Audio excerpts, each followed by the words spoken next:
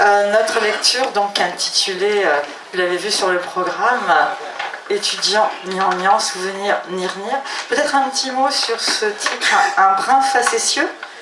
Vous savez tous que CRS-SS, ça remonte aux grèves de 1947. Et on raconte qu'en mai 68, donc bien sûr, vous savez aussi que les étudiants avaient repris ce slogan, CRS-SS, et puis on raconte qu'un jour les CRS n'en pouvaient plus. Mais alors, lors des manifestations, ils se faisaient caillasser, enfin les pauvres, ils souffraient énormément. Il y en a un qui demande au chef, on peut répondre, chef. Et puis l'ordre, paraît-il, est venu. On suppose que l'ordre est venu de très très haut. Allez-y. Et donc ils ont répondu, étudiants, nian. Voilà l'histoire. Alors le 15 mars 68, à la une du Monde, l'éditorialiste Pierre Vincent-Ponté, j'ai un peu écorché son nom, pardon, Vincent-Ponté, écrivait La France ennuie. Le pauvre, il a vraiment été très très connu pour ça. Pourtant, de nombreuses choses déjà se passaient en France et partout dans le monde début 68, et en 67 également, et ce sont des éléments que nous aurons sans doute l'occasion d'aborder ultérieurement dans la discussion. Alors, bien sûr, mai 68, ce ne fut pas le grand soir et la révolution. La lecture que l'on peut faire 50 ans après de ces événements, entre guillemets, contredit la version qui a longtemps prévalu d'une révolte d'étudiants parisiens qui seraient maintenant des renégats de leurs idéaux de jeunesse. Pour preuve, on retrouve nombre d'entre eux parmi les auteurs et les défenseurs de la littérature noire, et certains seront tout à l'heure présents à cette tribune. Alors ces souvenirs que l'on retrouve en son cœur feront-ils fleurir des rêves de bonheur? C'est ce que nous allons voir avec les comédiens. Mia Delmaé. Bonsoir. Jacques Tress à l'autre bout. Salut. François-Xavier Hoffmann à ses côtés et Pierre Ancis. Ils vous liront successivement des extraits de J'ai vécu mai 68 à Orly de Claude Mesplède, dont nous apprendrons que ce que Claude Mesplède ici présent a fait en 68. Il n'a sûrement pas démérité depuis lors. Nous aurons également des extraits de Une ville en mai de Patrick Rénal qui est présent au festival et peut-être pas très loin de nous ici, qui seront lus par François-Xavier Hoffmann. Ensuite, c'est Pierre Ancis qui lira un extrait de Jeune femme rouge toujours plus belle de Frédéric H. Fagerdi, et nous terminerons par un extrait de un témoignage d'Annie Ernaux, j'en dirai plus tout à l'heure, qui s'appelle Les années, donc qui sera lu par Mia Delmaé. Alors, Claude Mesplède, est-ce que tu as prévu de nous présenter un peu ton récit? Alors, je vais donner la parole à... Je vais quand même dire que Claude Mesplède est un inlassable défenseur de la littérature noire. Si je ne me trompe pas, il a créé Toulouse Polar du Sud, entre autres.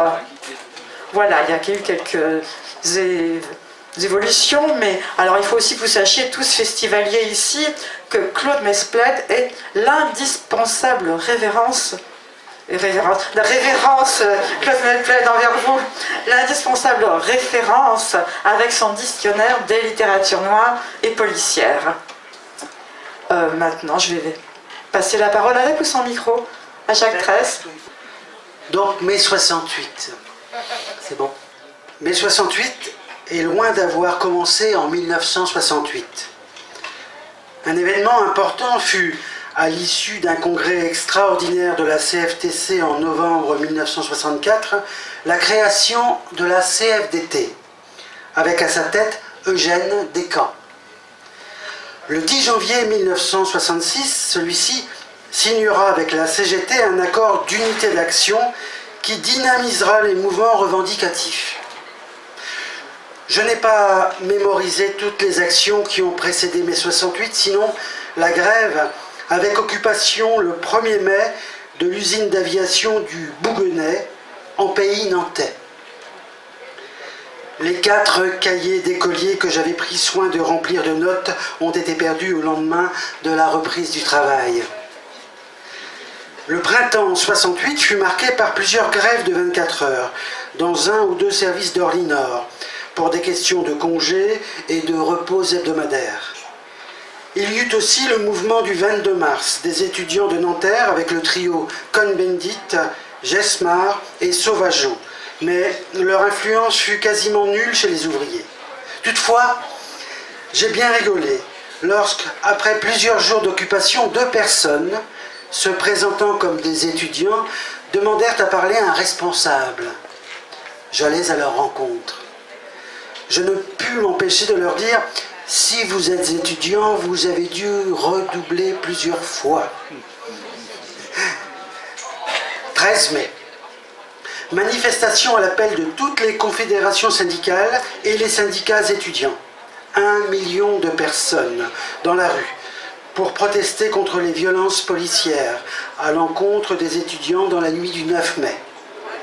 Je n'y étais pas car depuis 2 semaines, je participais à un stage de formation d'1 mois en internat avec une vingtaine d'autres élus dans les locaux du centre Benoît Frachon de Courcelles dans la vallée de Chevreuse. Ce stage fut interrompu le jeudi 16 pour nous permettre de rejoindre nos pénates, une grève des cheminots, étant annoncée comme imminente. Lorsque, le lendemain, j'arrivais à Orly-Nord, la plupart des ouvriers avaient arrêté le travail. Après concertation avec mes camarades du secrétariat, je pris la parole pour proposer la grève avec occupation du centre industriel. Pour éviter la confusion, chaque service discuta à part de la conduite à tenir. 1 heure plus tard, les milliers de présents votèrent de façon claire pour la grève et l'occupation. Je me rappelle avoir sillonné le centre dans une fourgonnette porteuse d'une banderole libellée « Radio Liberté » où j'annonçais inlassablement l'occupation d'Orly-Nord. Peu après, accompagné d'autres représentants syndicaux, je rencontrai le directeur du centre. Informé de la décision du personnel, il ne la contesta pas et nous fit quelques recommandations puisque nous allions prendre sa place. Je téléphonai à son épouse pour la prévenir des raisons du retard de son mari. J'ajoutai bêtement que nous ne demanderions pas de rançon. J'ai longtemps regretté cette phrase idiote qui frisait l'arrogance.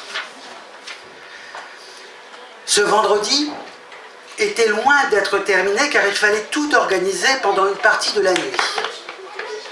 En priorité, une réunion des syndiqués qui détermina ce qu'il fallait faire et qui allait le faire. Sitôt la grève votée, toutes les portes des 6 entrées du centre avaient été bloquées par plusieurs équipes de grévistes, avec des camions décorés de gros calicots revendicatifs. Comme une partie d'Orly-Nord donnait sur les pistes, il s'avérait indispensable, pour éviter toute intrusion, de surveiller jour et nuit ce secteur à découvert. Une série de rondes avec des estafettes fut organisée. Chaque véhicule contenant une dizaine de personnes et autant de manches de pioche. Cette surveillance était indispensable dans la mesure où, au bout de quelques jours d'occupation, nous avions dans les hangars plus de 40 avions, non seulement à garder, mais aussi à entretenir, car tous les 2 ou 3 jours, les réacteurs devaient tourner, ce qui fut fait avec l'aide des cadres grévistes et du bureau Veritas. Dans le même temps, plusieurs équipes allèrent distribuer dans les communes limitrophes un tract qui expliquait que nous étions toujours en grève et que les réacteurs tournaient dans le cadre d'un programme d'entretien. Nous allions être entre 2000 et 2500 agents présents en permanence la nuit comme le jour. Comment nourrir tout ce petit monde ? Le problème fut vite résolu car le personnel des restaurants en grève accepta de travailler pour nourrir les grévistes d'Air France, dont un certain nombre se portèrent volontaires pour éplucher les légumes et aider à la plonge. Là encore, Il fallut organiser une répartition des différents services pour les affecter au repas de 12 heures et à celui de 13 heures, avec un recensement du nombre de consommateurs prévu chaque jour avant 10 heures. D'autres décisions furent prises pour alimenter en sandwich, bière et café la nuit les agents de garde aux portes centrales. Cette première nuit fut riche en décisions qui restèrent en vigueur jusque la fin du conflit, preuve de leur pertinence. Pour informer au maximum les grévistes, chaque jour, à 10 heures du matin, se tenait un meeting central, auquel chaque représentant syndical en grève pouvait s'exprimer, ce que ne manqua pas de faire le secrétaire de la CFDT. De petite taille, doté d'un accent rocailleux, il avait un débit haché qui roulait les airs pour finir souvent dans des tonalités aiguës. Invariablement, son intervention débutait par « Aujourd'hui, 15e jour de grève !» Un matin, il déclencha l'hilarité générale avec cette phrase. Devant cette direction infranchissable, c'est la lutte du pot de fer contre le pot de rose. Nous avons fonctionné 21 jours durant sans anicroche, avec le souci d'insuffler un contenu démocratique à toutes nos décisions, ce qui peut expliquer aussi pourquoi notre section CGT a accueilli 400 nouveaux membres durant ces 3 semaines de lutte. Ce conflit ayant laissé pour la plupart d'entre nous pas mal de temps libre, les personnels de CE, chargés de la culture, s'employèrent à l'occuper. Outre une bibliothèque itinérante, il y eut du cinéma, du théâtre, des matchs interateliers de football et de ping-pong, la venue de plusieurs chanteurs comme Isabelle Aubray et Jean Ferrat, je crois.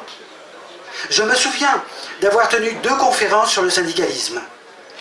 Un de nos syndiqués, qui pratiquait le catch, nous organisa une série de combats avec quelques noms célèbres sur un vrai ring installé en plein air.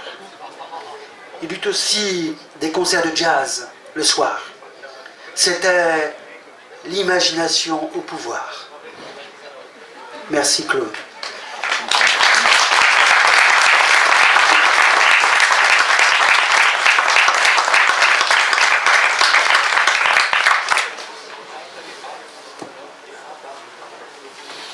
Nous allons passer à un autre témoignage. Non, le mot n'est pas juste, pas un témoignage.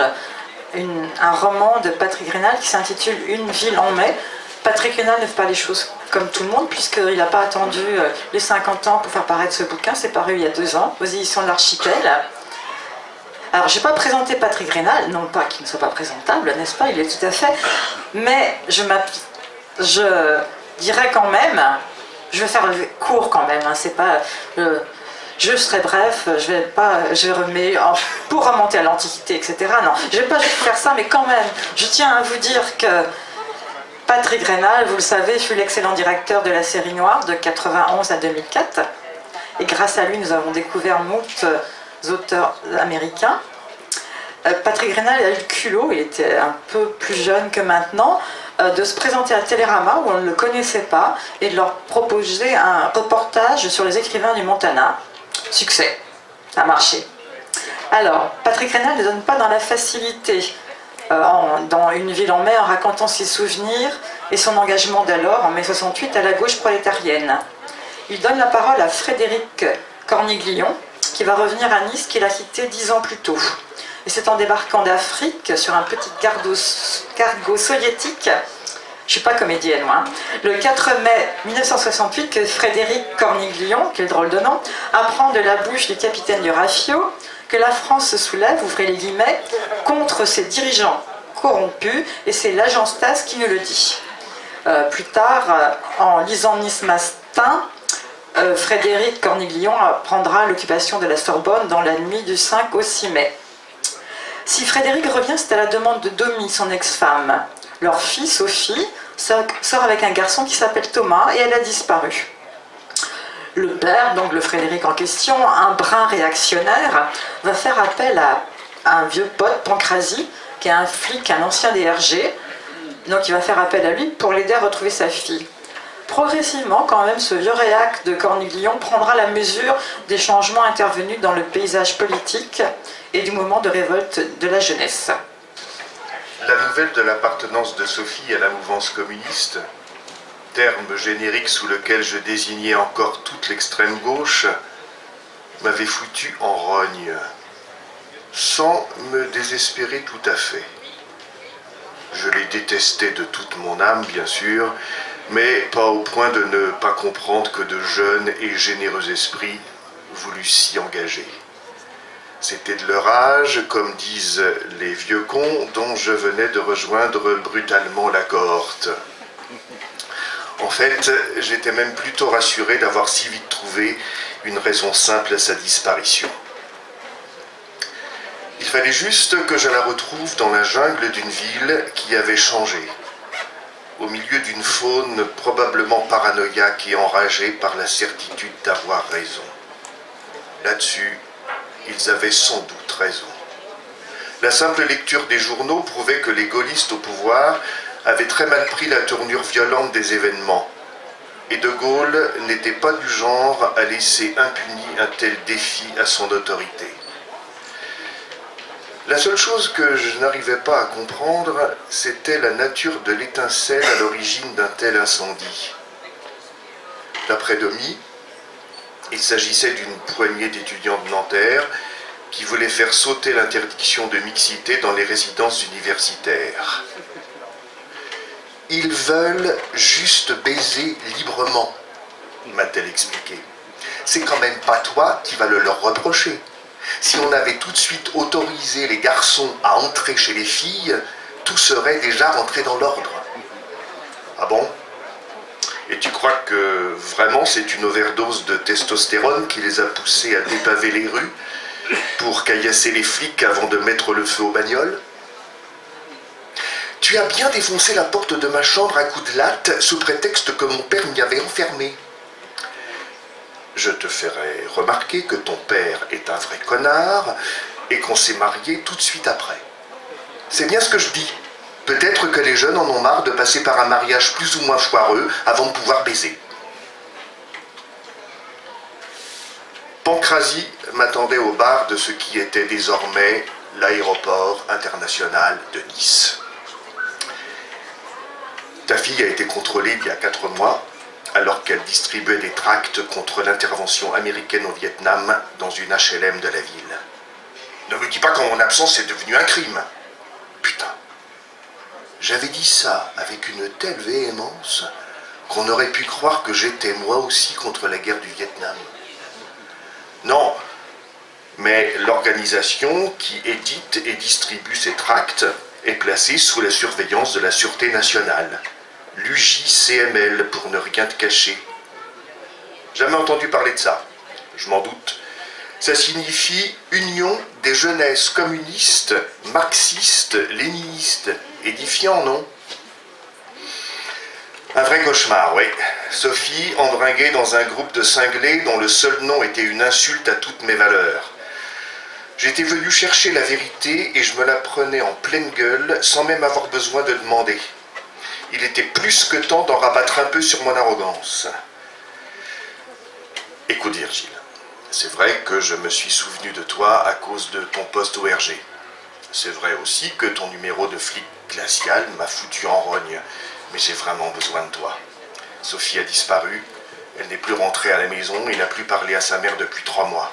La seule piste qu'on ait, c'est qu'elle sortait avec un étudiant et que c'est sans doute lui qui l'a embrigadé là-dedans.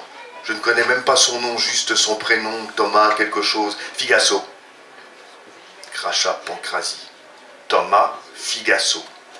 C'est ni plus ni moins que le leader de tout ce foutoir, un de ceux que je rêve de tenir un jour au bout de mon calibre.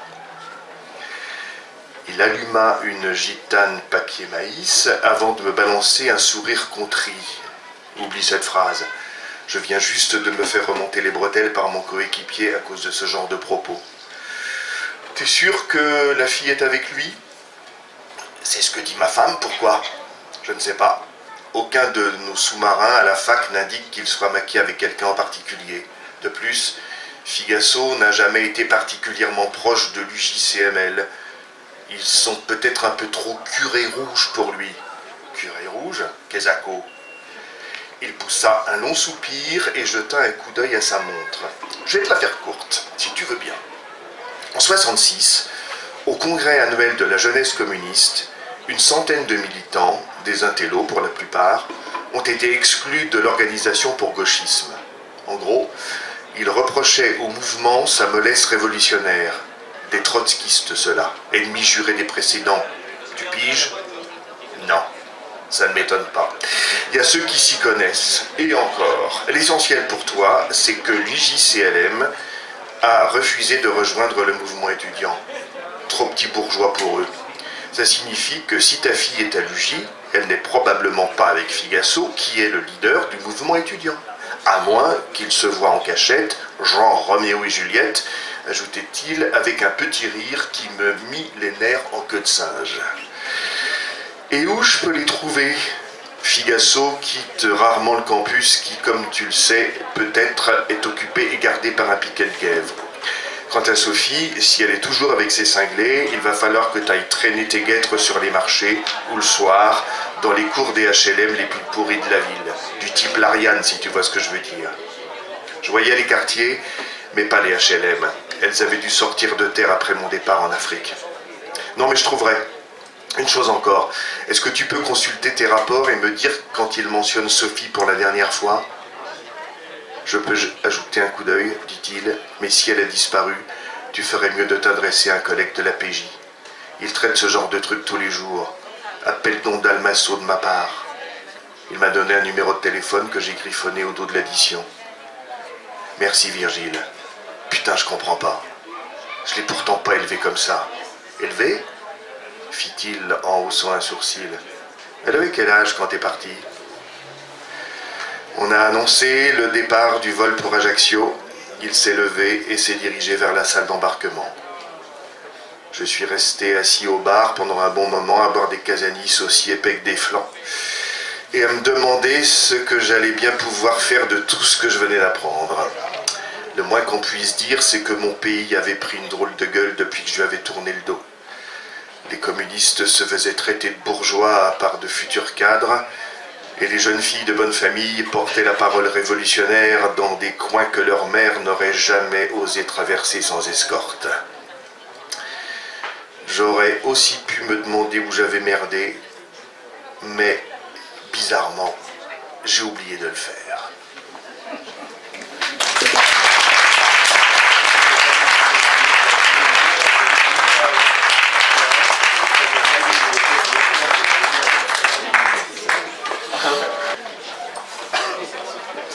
Si Patrick Rénal n'a pas souhaité tenter de retrouver la subjectivité du jeune homme qu'il était en mai 68, il veut dire quelque chose, Patrick Rénal? Oui, dis-moi ça. C'était pour mon enchaînement, avec le texte aussi. Non, j'avais très envie de faire un livre sur mai 68, pas pour l'anniversaire quelconque, mais parce que c'est une partie très importante, capitale de ma jeunesse. C'est là où je suis sorti d'une espèce de brouillard simpliste de mon éducation. Mais je ne savais pas comment prendre le problème et je ne pouvais pas du tout me remettre. J'ai écrit ça, j'avais bien 67, 68 ans et je ne pouvais pas me remettre dans la peau du jeune gamin tout fou que j'étais, qui disait énormément de conneries, qui en pensait plein. Mais bon, c'est comme ça. Donc j'ai eu l'idée de prendre le personnage d'un père qui ressemble sans doute un peu au mien, ou à ma famille, qui déteste tout ce qui se passe là, qui est réactionnaire comme 36 cochons, mais qui est obligé de rentrer dans le mouvement parce qu'il a perdu sa fille. Et c'est en découvrant sa fille, qui elle est une authentique gauchiste, comme je pouvais l'être à son âge, qu'il a trouvé, je vous dirai pour la fin, mais enfin qu'il a trouvé qu'il a changé d'opinion sur ce qui se passait un peu dans sa ville. Voilà.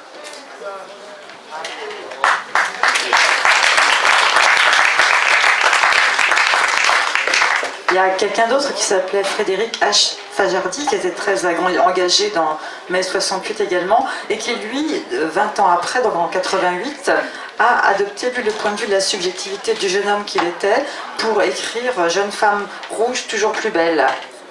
Alors, Fajardi, il ne faisait pas non plus les choses comme tout le monde.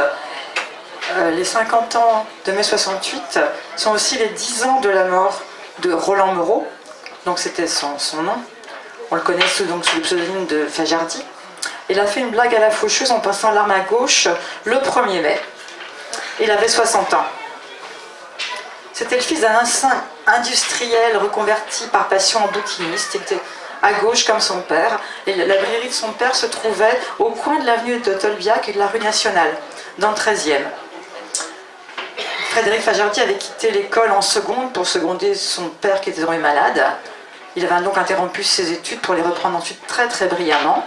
Son premier roman, qui s'appelle Tueur de flics, a été écrit en 75 et est sorti en 79. Un polar qui a imposé un ton nouveau. Pendant un temps, on l'a classé avec Jean-Patrick Manchette, après Manchette, comme l'un des pères du néo-polar, où il mettait en scène des groupes gauchistes armés, mais sans pour autant en faire l'apologie. Ensuite, il s'est tourné vers la littérature blanche, et le roman un témoignage dont on va être lu un extrait maintenant, Jeune femme rouge, toujours plus belle, est de 88 et appartient à cette veine blanche. Alors en 62, Fajardi a fait sa première manif à Charonne avec son père. En 68, il est d'abord au comité Vietnam et plus tard à la gauche prolétarienne. Dans le récit romancé qu'il fait 20 ans plus tard de 68, le personnage de Freddy s'est enrôlé dans les gardes frontières en Afrique du Sud et il revient d'exil 20 ans après. Il fut en 68 avec son ami Teddy, témoin d'une immonde magouille policière. Un meurtre a été commis afin de discréditer le mouvement étudiant et Freddy a dû partir. Dans les débuts du témoignage du roman, on voit Freddy et son ami sur les barricades, on dépave, on barricade, on caillasse les flics. Il nous parle de la manifestation du 6 mai en disant « Nous l'occupâmes avec ardeur et compétence dans un secteur allant de l'Odéon au Pont-Neuf. » Le 7 mai, les leaders exigent un défilé pacifique qui remonte les Champs-Élysées. C'est seulement le soir que les incidents reprennent, sporadiques mais très violents, et la lecture que nous allons maintenant entendre par Pierre Ancis se situe à ce moment-là. Frédéric H. Fajardi, Jeune femme rouge, toujours plus belle. J'avais 20 ans. J'étais gauchiste et il y eut mai 68. Ma révolution fut celle de la Pietà et des obscurs militants. Nous nous battions pour une barricade, un coin de rue. La police nous tabassait à l'écart des journalistes. Les livres commémoratifs ne parlent jamais de nous. C'est pour réparer cette injustice que j'ai écrit ce roman où il est question d'amour, de joie de vivre, de mort et d'un long exil de 20 ans. Freddy et Teddy, les héros de Jeune femme rouge, toujours plus belle, sont deux jeunes chiens fous. Ils vont de manif en émeute jusqu'au jour où la police les choisit à leur insu pour monter une provocation. Mais Freddy vient de rencontrer le grand amour. Le lendemain, à la librairie, un copain nous apporta François. Le passage sur les irréductibles du carrefour Raspail-Montparnasse et autres derniers carrés nous fit sourire, nous qui nous savions réductibles par la médiation d'une matraque effectuant une trajectoire semi-circulaire de haut en bas vers nos crânes. Nous nous sentions également vaguement flattés, n'ayant pas encore compris que la stratégie de la presse bourgeoise consistait à accréditer l'idée d'un groupe de professionnels du désordre manipulant une masse étudiante candide qui se laissait abuser en toute bonne foi. Quant aux fameux professionnels, ils ne pouvaient venir que d'une puissance étrangère. Suivez mon regard vers ce pays de toundra et de taïga, de forêts de bouleaux et d'interminables hivers, et puis vers ce peuple opprimé, bref, ce pays que nous ne citerons pas, mais où les citoyens vivent à 293 dans une cuisine, tandis qu'ils ne disposent que d'un seul WC pour 3 millions d'âmes, là-bas, tout là-bas, à l'est du rideau de fer. Si François, habilement drivé par un vieux directeur intelligent, faisait encore dans la finesse, le Figaro chargeait tête baissée sous la férule d'un quelconque de la très quelconque tribu d'Ormesson, et de nous traiter d'énergumènes, terme suranné et inadéquat, si ce n'est dans l'une de ses ultimes acceptions, personne qui gesticule avec véhémence. Nous étions également une bande d'excités chantant l'international en brandissant le poing. Activité pourtant plus rationnelle que ces pèlerinages Paris-Chartres, faits sur les genoux en psalmodiant « Orléans, Beaugency, Notre-Dame de Cléry, Vendôme, Vendôme !» Tout ce cirque faisant l'objet de la bienveillance attendrie du directeur du Figaro. Un groupe d'étudiants vint proposer sa camelote, des tracts que papa eut le courage de mettre en vitrine. Nous les regardions, ces garçons et ces filles. Pour se fringuer, ils n'avaient pas besoin de voler. Leurs parents pourvoyaient à leur argent de poche. Ils ignoraient tout de nos problèmes et en particulier notre humiliation d'avoir dû arrêter des études que nous pensions être aussi capables qu'eux de mener à bien. Ils nous adressèrent la parole. Il était question de montée des luttes, de liaison étudiants-travailleurs, de la nécessaire réforme de structure de l'université. « Cassons-nous », dit Teddy. Nous sortîmes faire un tour. La porte d'Ivry à 200 mètres de la maison, les usines Panard et, boulevard Masséna, les usines Citroën. Notre coin, notre zone, notre forteresse. Nous y enfoncer, nous en imprégner de ce vieux quartier pourri que nous aimions tant. Nous sentir chez nous et entre nous. Je l'emmerde leur université, rien à foutre, dit Teddy en shootant dans un caillou. Il faisait bon. J'ouvris la fermeture éclair de mon blouson de daim emprunté à un quelconque lanceur de javelot et répondis « Et leur structure aussi, on les emmerde !» Cela nous fit rire. Le rire entre nous, c'était souvent. Une aptitude au bonheur, peut-être. Les discours ne servaient pas à grand-chose. Et quoi? La lutte de classe continuait dans la Révolution? Et alors? Nous le savions depuis presque toujours, non? Si le mouvement se casse la gueule, ils retourneront dans leur fac et demain, diplômés, ils seront petits chefs. Maugréa Teddy, décidément assez sombre. Il avait raison. Désabusé, je répondis « Leur liaison étudiant-travailleur, elle se fera par l'intermédiaire des notes de service. » Cela nous fit rire de nouveau. Nous étions bien, finalement. Pourtant, à notre paysage manquait un grand amour, la femme idéale, mais chacun la sienne, sur les qualités de laquelle nous partions dans d'interminables querelles. Nous habitions à 100 mètres l'un de l'autre, mais nous échangions une énorme correspondance, de la main à la main, pour économiser les timbres. Nous lisions 2 ou 3 livres par semaine, comparions nos connaissances, affûtions notre pensée. Nous étions, pour tout dire, des jeunes gens pauvres, terrorisés à l'idée de couler, de nous couper de toute culture comme tant de nos amis. Comment expliquer, sans blesser personne, que mai 68, notre mai, ne fut jamais une histoire de salaire ou de restructuration de l'université? Le corporatisme, les professions faisant connaître leurs revendications propres secteur par secteur, cela évoquait pour nous un défilé de mode dans le meilleur des cas et une rue chaude dans tous les autres. Nous voulions prendre le mal à sa racine, abolir les classes, la propriété. Nous voulions la destruction du pouvoir pour en donner à chacun une égale parcelle. Nous étions prêts à nous damner, mais pour donner du bonheur, de la douceur, de l'amour. Face aux combines des partis politiques, aux grandes manœuvres syndicales et aux crapuleries des groupuscules liquidos, nous étions, petits fétus irresponsables, condamnés à l'isolement, puis à l'écrasement. Nous ne faisions même plus les manifs, ou rarement. Petits rapaces nocturnes, nous sortions lorsque la radio annonçait les premiers heures. Dans la fraîcheur de la nuit, forts des mêmes haines et de semblables amours, nous allions à la riflette. Nous voulions la guerre de classe, la guerre civile, la révolution. Nous dûmes nous tromper de studio. Le film qu'on tournait ne ressemblait à rien à notre script.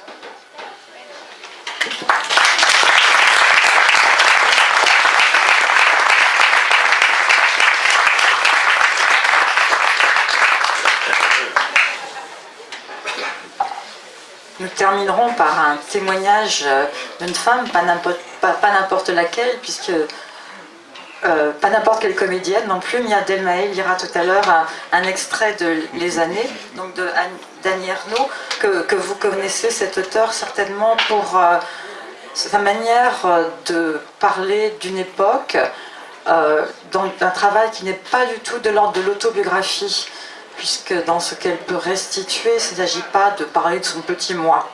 Les Années, c'est un livre qu'elle a porté longtemps, un projet sans doute un peu compliqué, et ce n'est que dans l'urgence ressentie d'une maladie qu'elle a terminé ce livre en 2008, si je ne me trompe pas. Et mes feuilles sont en désordre. Pour un peu expliciter peut-être ce qui va être lu, enfin moi-même j'ai eu besoin de faire quelques recherches, alors si vous n'êtes pas trop impatient d'entendre la lecture, je vais vous en faire profiter de mes recherches, quelques repères. Je ne sais pas si vous savez qu'en ce temps-là, la France est présidée, ça vous le savez bien sûr, par De Gaulle, mais il avait 78 ans, De Gaulle, à l'époque. Vous imaginez quand même, dans la jeunesse qui manifeste, le contraste que cela peut faire. Et bien sûr, vous savez aussi qu'à ce moment-là, tous les postes de pouvoir sont occupés par d'anciens résistants et camarades de la Libération, qui bien sûr sont tous aux ordres du général. Il est bon de se rappeler aussi que la télévision et la radio sont sous la tutelle de l'ERTF, qui prend directement donc ses ordres de l'Élysée. En ce temps-là, à l'université, vous le savez aussi, règne le magistère. En ce temps-là, cela fait 3 ans qu'une jeune femme mariée peut travailler et avoir un compte en banque personnel sans demander l'autorisation de son époux. En ce temps-là, la majorité civile et électorale est à 21 ans. En ce temps-là, ça fait 5 mois que Lulu la pilule a gagné son combat.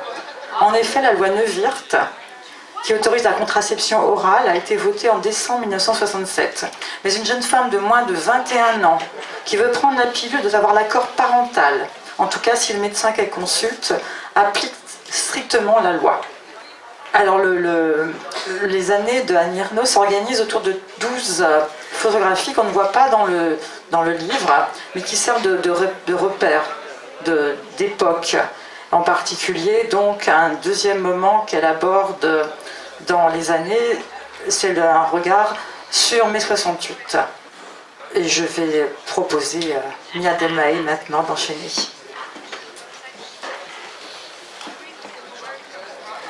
C'était un printemps pareil aux autres, avec un mois d'avril à gibouler et Pâques qui tombait tard. On avait suivi les Jeux Olympiques d'hiver avec Jean-Claude Killy, lu Élise ou la vraie vie, changé fièrement la R8 contre une berline Fiat, commencé d'étudier Candide avec les premières G, ne prêtant qu'une attention vague aux troubles dans les universités parisiennes relatées à la radio. Comme d'habitude, il serait réprimé par le pouvoir. Mais la Sorbonne fermait, les épreuves écrites du CAPES n'avaient pas lieu, il y avait des affrontements avec la police. Un soir, on a entendu des voix haletantes sur Europe numéro 1. Il y avait des barricades au quartier latin comme à Alger 10 ans plus tôt. Des cocktails Molotov et des blessés. Maintenant, on avait conscience qu'il se passait quelque chose et on n'avait plus envie de reprendre le lendemain la vie normale. On se croisait, indécis, on s'assemblait. On cessait de travailler sans raison précise ni revendication, par contagion. Parce qu'il est impossible de faire quelque chose quand surgit l'inattendu, sauf attendre. Ce qui arriverait demain, on ne le savait pas et on ne cherchait pas à le savoir. C'était un autre temps. Nous, qui n'avions jamais pris réellement notre partie du travail, qui ne voulions pas vraiment les choses que nous achetions, nous reconnaissions dans les étudiants à peine plus jeunes que nous, balançant des pavés sur les CRS. Ils renvoyaient au pouvoir, à notre place, ces années de censure et de répression, le matage violent des manifestations contre la guerre en Algérie, les ratonnades, la religieuse interdite et les déesses noires des officiels. Ils nous vengeaient de toute la contention de notre adolescence, du silence respectueux dans les amphis, de la honte de recevoir des garçons en cachette dans les chambres de la cité.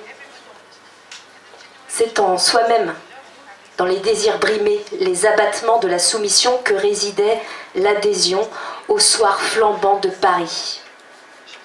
On regrettait de ne pas avoir connu tout cela plus tôt, mais on se trouvait chanceux que ça nous arrive en début de carrière. Brusquement, le 1936 des récits familiaux devenait réel. On voyait et on entendait ce qu'on n'avait jamais vu ni entendu depuis qu'on était né, ni cru possible. Des lieux dont l'usage obéissait à des règles admises depuis toujours, où n'étaient autorisées à pénétrer que des populations déterminées, universités, usines, théâtres, s'ouvraient à n'importe qui. Et l'on y faisait tout, sauf ce pourquoi ils avaient été prévus. Donc discuter, manger, dormir, s'aimer. Il n'y avait plus d'espace institutionnel et sacré. Les profs et les élèves, les jeunes et les vieux, les cadres et les ouvriers se parlaient, les hiérarchies et les distances se dissolvaient miraculeusement dans la parole.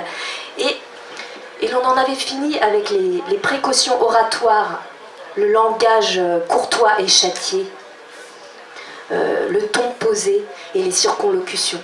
Cette distance avec laquelle on s'en rendait compte.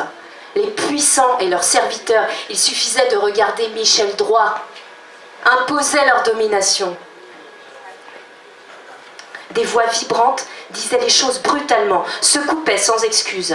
Les visages exprimaient la colère, le mépris, la jouissance. La liberté des attitudes, l'énergie des corps crevait l'écran. Si c'était la révolution, elle était là, éclatante, dans l'expression, l'expansion et le relâchement des corps, assis n'importe où. Quand De Gaulle réapparut, où était-il, on l'espérait parti définitivement, a parlé de chioli, d'une bouche tordue de dégoût, sans savoir le sens. On a perçu tout le dédain aristocratique que lui inspirait la révolte, réduite à un mot qui charriait l'excrément et la copulation, le grouillement animal et l'échappée d'instinct. On ne s'avisait pas qu'il n'émergeait aucun leader ouvrier. Avec leur air paterne, les dirigeants du PC et des syndicats continuaient à déterminer les besoins et les volontés. Ils se précipitaient pour négocier avec le gouvernement, qui ne bougeait pourtant presque plus. Comme s'il n'y avait rien de mieux à obtenir que l'augmentation du pouvoir d'achat et l'avancée de l'âge de la retraite. En les regardant sortir de Grenelle, articulés pompeusement avec des mots qu'on avait déjà oubliés depuis 3 semaines, les mesures auxquelles le pouvoir avait consenti, on se sentait refroidi. On réespérait, en voyant la base refuser l'abdication de Grenelle et Mendès France à Charletti. On replongeait dans le doute avec la dissolution de l'Assemblée, l'annonce des élections.